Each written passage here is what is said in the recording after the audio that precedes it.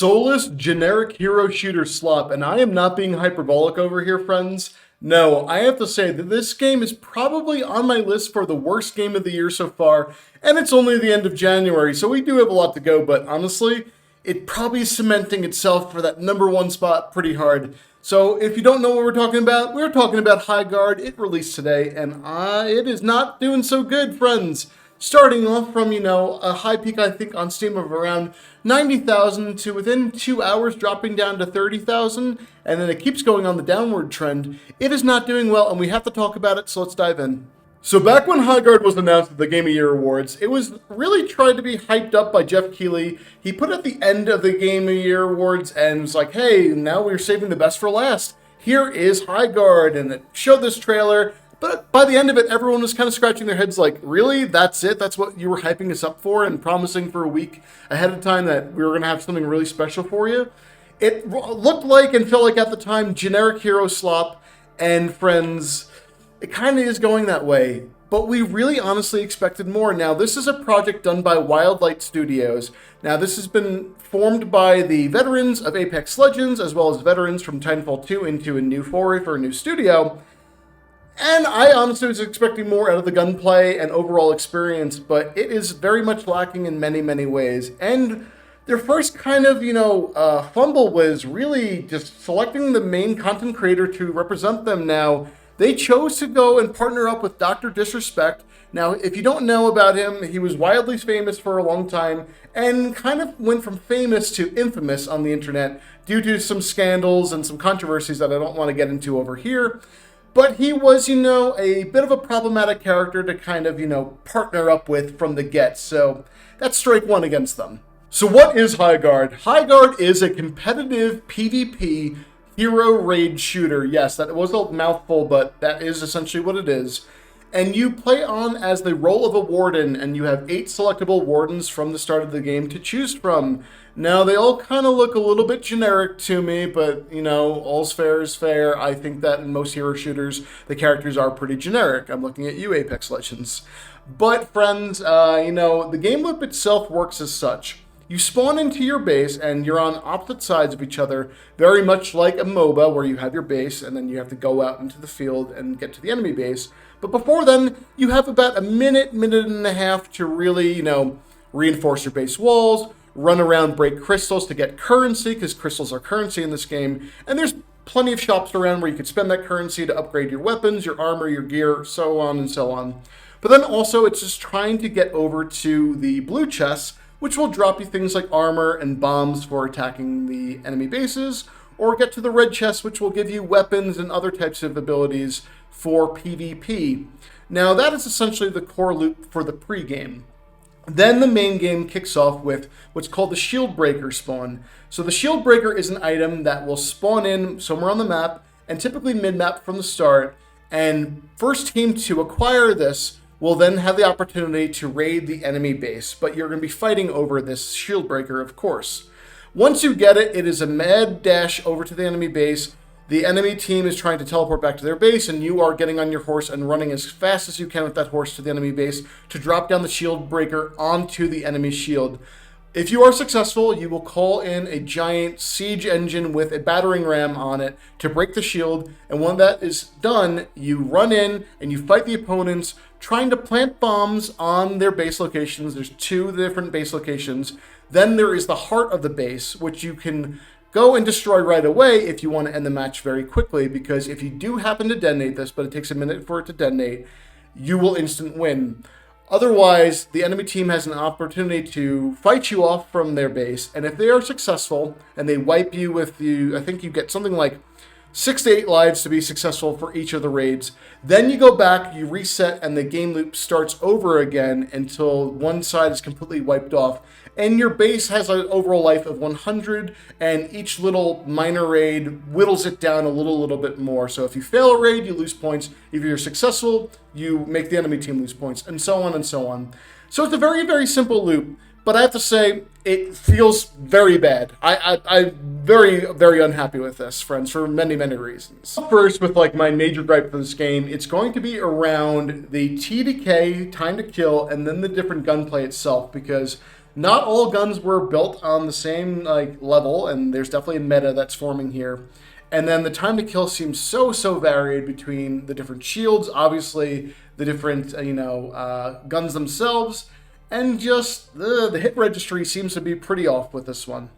So if you don't already know, you do have to go and build up your guns from the white rarity up to epic if you're lucky to have a good chance of winning your fights and encounters a little bit more. Otherwise, you'll always be on the back foot. People will be able to take you out.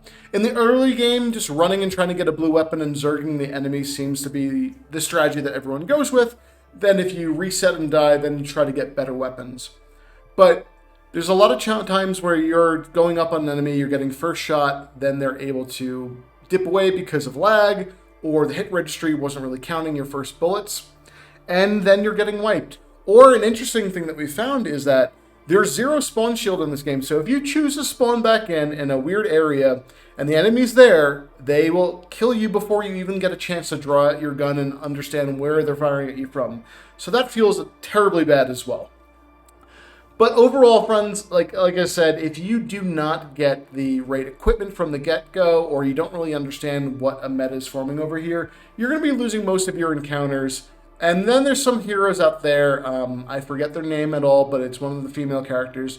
She can go invisible while you're fighting her and move away and get behind you with, let's say, a quick SMG or something like that, burn down all your health, and you can't even fight back. That feels pretty terrible. Or if you're ever, let's say, in a 1v2 or 1v3, you most likely are going to lose the match, regardless of your skill level, because you die pretty quickly when you're getting zerged like that. And regardless of movement and skill and being able to get around them, yeah, it's not that good, friends. So that's probably my biggest gripe around this. Then another major issue is going to be the maps themselves. That's right. Is it poor map design? Do the maps themselves look ugly? Both the things are debatable, but I would say for what we have on launch day, with only having 3v3 raids available to us until the official ranked mode comes out, I'd say there's a lot of poor game mechanics and poor map design that are implemented over here. Now, the maps themselves are very large, and you do need a mount to traverse them effectively. And unless you are, locked into a certain area of a point of interest for fighting, you could go a while without running into another player, or it's a little bit of a pain in the ass to get around because traversal is just so big for these maps. I think what they did was they built each map in mind for having more players against each other in each team, and then they didn't scale down that experience regardless of the different modes. So again, there's too much ground to cover from a 3v3 type of standpoint, so that feels pretty bad.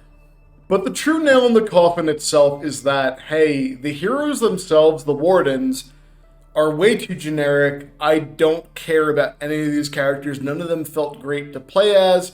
None of them seemed really cool to select.